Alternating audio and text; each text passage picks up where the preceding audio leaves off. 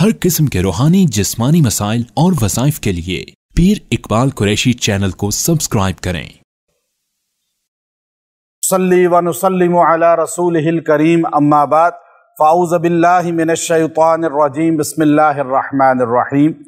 آج تراویح کے اندر ہمارا 15واں پارہ بھی الحمدللہ مکمل ہو گیا، اور اس میں ہم نے ایک سورہ نخل کو مکمل کیا، سورہ بنی اسرائیل کو بھی مکمل کیا، اور سورہ نخل جو ہے یہ قرآن پاک کی وہ عظیم سورت ہے کہ جس کا نام ایک مکھی کے نام پر اللہ نے رکھوا دیا، یعنی شہد کی مکھی کو نخل بولتے ہیں۔ اللہ تعالیٰ نے اس مکھی کو یہ اعزاز دیا ہے کہ مکھی کی وجہ سے اور مکھی کی خوبی کی وجہ سے اس سورت کا نام ہی نخل پڑ گیا۔ اب وجہ کیا ہے اس کی؟ لیکن اس میں افادیت یہ ہے کہ اگر انسان یہ چاہتا ہے کہ اس پر رزق کی بہتات ہو، یعنی اس پر رزق کبھی کم نہ ہو، تو وہ روزانہ سورہ نخل کی تلاوت کیا کرے۔ جس گھر میں سورہ نخل کی ایک دن تلاوت ہوگی، اللہ اس گھر کے اندر جو ہے رزق کی کمی نہیں ہونے دے گا۔ اگر انسان یہ چاہے کہ میں اللہ تعالیٰ کے نعمتوں کا شکر ادا کرنے والا بن جاؤں، تو وہ سورہ نخل کو کثرت کے ساتھ پڑھا کرے۔ اللہ نے اس کے اندر بے انتہا نعمتوں کا ذکر کیا ہے، اور نعمتوں کا ذکر کر کے اللہ نے ایک جملہ خود ہی فرمایا دوسرے رکوع کے اندر، وَإِن تَعُدُّوا نِعْمَةَ اللَّهِ لَا تُحْصُوهَا، کہ انسانوں تم میری نعمتوں کو گننا بھی چاہو تو شمار نہیں کر سکتے۔ کتنی نعمتیں میں نے تمہیں دی ہیں، تم اس کو گن نہیں سکتے۔ تم کتنی عبادت کرتے ہو تمہیں خود پتا ہے، تم گن کر عبادت کرتے ہو، لیکن میں بغیر گنے تمہیں نعمتیں دیتا ہوں۔ اس لیے اس کے اندر جو ہے اللہ رب العزت نے پہلے رکوع میں ایک تاثیر و طاقت رکھی ہے کہ اگر جو انسان اس کا پہلا رکوع خالی، اگر پوری سورت نہیں بھی پڑھ سکتا، ٹائم نہیں ہے، تو پہلا رکوع خالی صبح پڑھ کے اپنے کام پہ چلا جائے، اللہ پورا دن اس پر اپنے فیوزات رزق کی برسات کرے گا۔ اللہ اس پہ مال کی رزق کی کمی نہیں ہونے دے گا، اور جس کام کے لیے جائے گا اللہ اس کام میں رستے کھولتا چلا جائے گا۔ اللہ نے اس کی شروع کے رکوع میں بہت سی نعمتوں کا ذکر کیا ہے، انعامات کثیرہ کا ذکر کیا ہے، اور پھر انسان جو ہے ان انعامات کو سمجھے بھی کہ اللہ نے مجھ پہ بڑی نعمتیں کی ہیں۔ پھر اللہ رب العزت دوسرے رکوع کے اندر بھی اپنی نعمتوں کا ذکر کرتے ہیں۔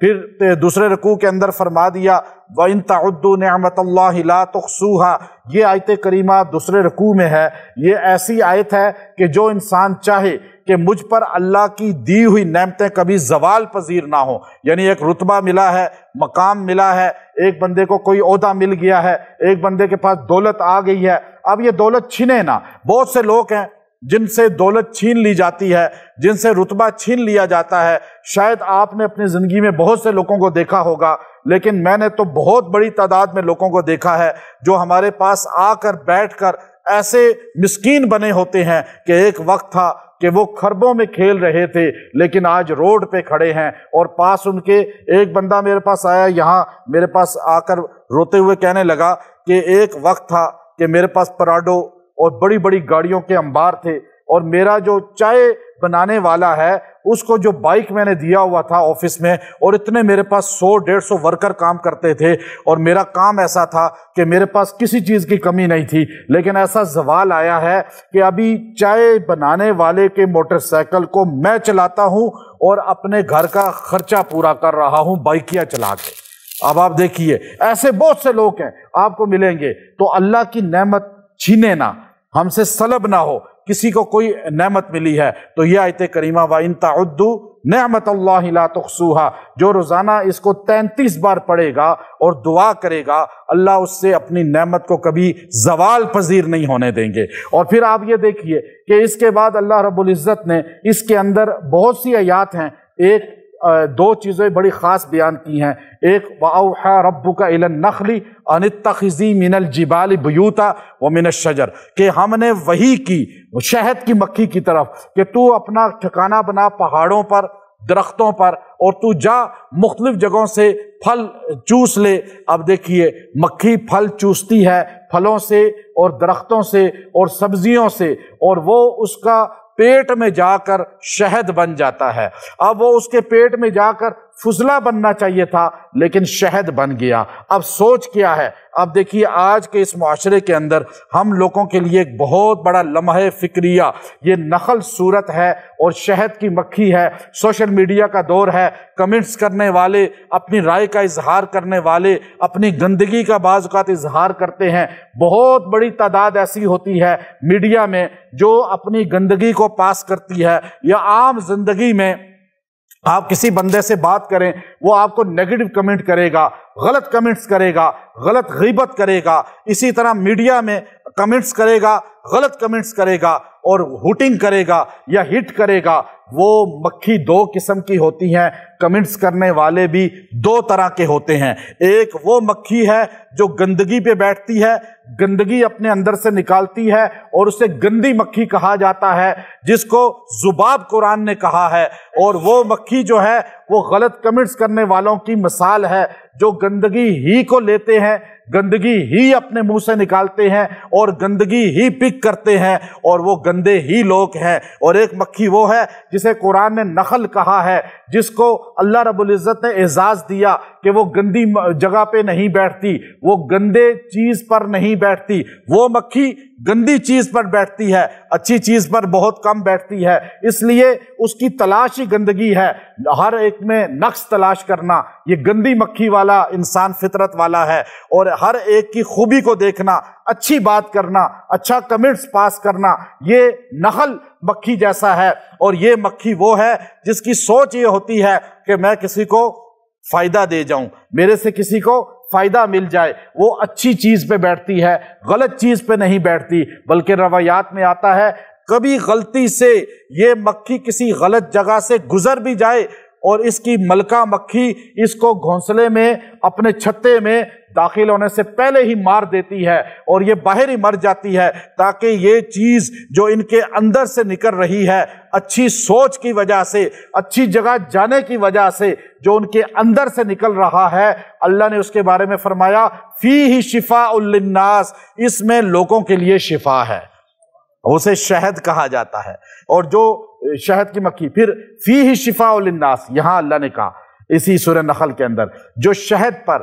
100 مرتبہ یہ پڑھ کے فیہ شفاء للناس، فیہ شفاء للناس، فیہ شفاء للناس، یہ 100 مرتبہ پڑھ کے کسی مرض میں بھی اس کو پانی میں ڈال کے پیے یا چاٹے، اللہ وہ مرض دور فرما دیں گے۔ پھر آگے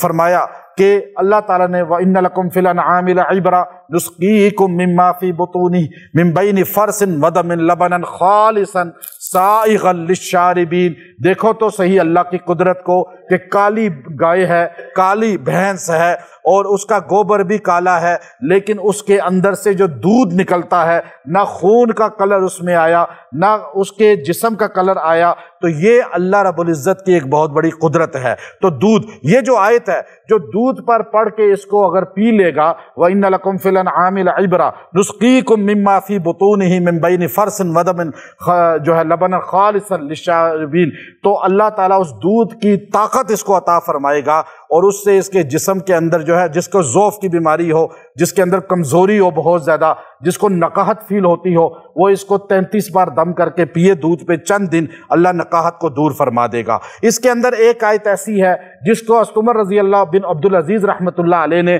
ہر جمعے کے خطبے میں لازم کر دیا تھا، اور وہ سب سے جامع قرآن کی آیت ہے جس کو کہا جاتا ہے ان اللہ یأمر بالعدل والاحسان وایتاء ذی القربی، اور یہ اس میں عدل کا ذکر ہے کہ نظام عدل اسلام پورے کی تشریح ہے۔ جس ملک کے اندر عدل نہیں وہاں اسلام نہیں۔ نظام عدل عدالتوں سے نہیں خالی، بلکہ ہر بندہ عدل کرنے والا ہو، ظلم کرنے والا نہ ہو۔ اور پھر اس کے آخر میں جو ہے ایک آیت ایسی اتری ہے اس سورت کے آخر میں جس کو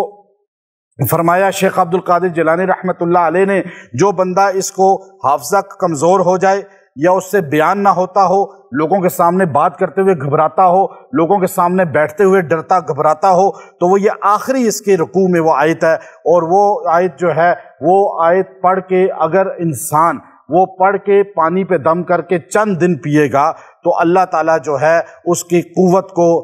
بولنے کی قوت کو اور اس کے اعتماد کی قوت کو اللہ تعالیٰ بحال کر دیں گے۔ تو وہ اس کے آخری رکوع کے اندر آیت ہے، اور اس کو اپنا وظیفہ بنا لیں۔ سورہ بنی اسرائیل جو ہے، سورہ بنی اسرائیل کی 15ویں پاری کی سورت ہے، اور یہ آپ 17ویں سورت تقریباً بنتی ہے ترتیب کے اعتبار سے، اور یہ بڑی مقدس سورت ہے کہ حدیث میں آتا ہے حضور علیہ السلام اس کی روز تلاوت کرتے تھے۔ جو انسان اگر چاہے کہ معاشرے میں جو ہے لوگ اس کے تابع ہو جائیں اور لوگ اس کی بات کو سنیں اور لوگ اس کی بات کو ویلیو دیں، تو سورہ بنی اسرائیل کو وہ کثرت کے ساتھ پڑھے۔ جس بچے کو بولنے کی قوت نہ ہو، توتلا بولتا ہو، یا اس کو بھول جاتا ہو، یا وہ چلنے میں گرتا ہو، یا اس کی زبان لکنت ہو، یا بالکل نہ بولا ہو، تو اس بچے کو اگر 17 دن تک جو ہے سورہ بنی اسرائیل ایک بار پانی پہ دم کر کے پلائیں اور شہد پہ دم کر کے چٹائیں، انشاءاللہ اللہ تعالیٰ اس کی یہ بولنے کی قوت جاری فرما دے گا۔ اور سورہ بنی اسرائیل کے شروع میں ہمارے نبی کا ذکر ہے، ہمارے نبی کا معراج کا واقعے کا، اور حضور کا ذکر زیادہ ہے، حالانکہ بنی اسرائیل کا ذکر ہونا چاہیے تھا، لیکن یہاں نبی کا ذکر کر کے اللہ نے سبحان الذی اسریٰ بعبدہ سے آغاز کیا۔ اور پھر اس کے دوسرے رکوع کے اندر جو ہے، پہلا تو واقعہ معراج آپ مفصل سنتے رہتے ہیں، اس کا ذکر ہے، دوسرے میں وَقَضَىٰ رَبُّكَ أَلَّا تَعْبُدُوا إِلَّا إِيَّاهُ وَبِالْوَالِدَيْنِ إِحْسَانًا، والدین کے ساتھ حسن سلوک کا ذکر کیا، والدین کے ساتھ پیار محبت کا، ان کے سامنے اف تک نہیں کرنا۔ سب سے بڑا گناہ یہ ہے، حضور نے فرمایا کہ جو والدین کا نافرمان ہوگا اس کی نہ عبادت کوئی نفلی قبول ہوگی نہ فرضی قبول ہوگی۔ پھر ایک دعا اس میں سکھائی ہے دوسرے رکوع میں، وَقُلْ رَبِّ ارْحَمْهُمَا كَمَا رَبَّيَانِي صَغِيرًا۔ جو بندہ یہ دعا روزانہ 11 بار پڑھ کے اپنے والدین کے لیے دعا کرے گا، قیامت کے دن ان کا فرمانبردار اٹھایا جائے گا۔ تو یہ دعا ہمیں ہر وقت پڑھنی چاہیے۔ اور پھر تیسرے رکوع کے اندر اللہ رب العزت نے جو ہے بہت سی چیزوں کو بیان کیا جو ساری کتابوں میں احکامات آئے ہیں، ان میں احکامات کامن ہیں، وہ ہر کتاب کے، وہ اللہ نے اس ایک رکوع میں وَلَا تَقْتُلُوا أَوْلَادَكُمْ، بچوں کو قتل مت کرو۔ ماں کے رحم میں 4 ماہ کا بچہ ہو جائے پھر تو قتل کرنا قاتل بن جائے گا، حمل گرا دینا، لیکن 1-2 ماہ کا بھی حمل نہ گرائیں۔ اور خوف سے کہ ان کو کھلائے گا کون، اللہ کہتا ہے نحن نرزقہم، میں تمہیں رزق دوں گا۔ اور پھر آگے اللہ رب العزت نے وَلَا تَقْرَبُوا الزِّنَا، اگر کسی کو بدکاری کی عادت ہو تو دوسری آیت یہ تیسرے رکوع کی، اگر 11 بار روز دم کر کے اسے پلائی جائے تو غلط عادت اس کی چھوٹ جائے گی۔ اور اس کے بعد اللہ نے مال یتیم کھانے سے بہت بڑا وبال بتایا، پھر اکڑ کے چلنے کو وبال بتایا، وعدہ خلافی کو وبال بتایا، پھر اسی طرح غلط ناپ تول کرنے کو وبال بتایا۔ یہ ساری چیزیں دوسرے رکوع میں اللہ رب العزت نے بیان فرمائی ہیں۔ اور اس کے بعد اللہ رب العزت نے جو ہے اس کے اندر اور بہت سی چیزیں جہاں بیان فرمائیں، وہ ایک جملہ کہا، اگر کسی کا کام پھنسا ہو اور کام نہ ہوتا ہو، وَقُلْ جَاءَ الْحَقُّ وَزَهَقَ الْبَاطِلُ إِنَّ الْبَاطِلَ كَانَ زَهُوقًا۔ حضور فتح مکہ میں داخل ہوئے تو یہ آیت پڑھ رہے تھے اور بت توڑ رہے تھے۔ اگر کام رکا ہوا ہے، کام ہو نہیں رہا، ہر کام رک جاتا ہے، پھنس جاتا ہے، تو یہ آیت کریمہ اگر روز 100 بار پڑھے 11 دن تک، اللہ سارے کاموں میں سہولت پیدا فرما دیں گے۔ اگلی آیت ہے وَنُنَزِّلُ مِنَ الْقُرْآنِ مَا هُوَ شِفَاءٌ وَرَحْمَةٌ لِّلْمُؤْمِنِينَ، کہ مومنوں کے لیے شفا ہے۔ اللہ نے دوا نہیں کہا، شفا کہا قرآن کو، اس لیے دوا سے فائدہ ہوتا ہے کبھی نہیں ہوتا، لیکن شفا اس سے ملنی ہی ملنی ہے۔ اس لیے قرآن کو پڑھا جائے، سنا جائے، لکھ کر پیا جائے، اللہ نے ہر چیز میں شفا رکھی ہے۔ یہ آیت اگر لا علاج مریض کو بھی بارش کے پانی پہ 17 بار دم کر کے 17 دن پلائی جائے، اللہ تعالیٰ اس کو شفا عطا فرما دیتے ہیں۔ تو یہ اللہ نے اس کے اندر تاثیر رکھی۔ پھر اس کی آخری آیت جو ہے، آخری آیت سورہ بنی اسرائیل کی، وہ بہت طاقتور ہے، وہ اتنی طاقتور ہے، قُلِ ادْعُوا اللَّهَ أَوِ ادْعُوا الرَّحْمَٰنَ، 2 آیتیں ہیں آخری، قُلِ ادْعُوا اللَّهَ أَوِ ادْعُوا الرَّحْمَٰنَ۔ جنات کسی پہ شدید ہوں، جادو حد درجے شدید ہو، یہ 2 آیتیں، وہ 11 مرتبہ اگر مریض کو 11 دن تک کسی بھی پانی پر دم کر کے پلایا جائے تو مریض سے جادو جڑ سے ختم ہوگا اور جنات جڑ سے ختم ہوں گے۔ یہ آیات صحابہ اکرام کے دور سے ہر اللہ کے ولی نے بعد میں اس کو پڑھا ہے اور اس کو تیر بہدف کہا ہے۔ اگر کوئی بندہ حد درجے پریشان ہے جنات جادو سے، نظر بد سے، ان 2 آیتوں کو 11 بار اپنا وظیفہ بنا لے، اس پہ کسی کا جادو بھی اثر نہیں کرے گا اور کسی کا اس پر وار چلے گا بھی نہیں، اللہ حاسدین سے بھی بچائے گا۔ وآخر دعوانا ان الحمد للہ رب العالمین۔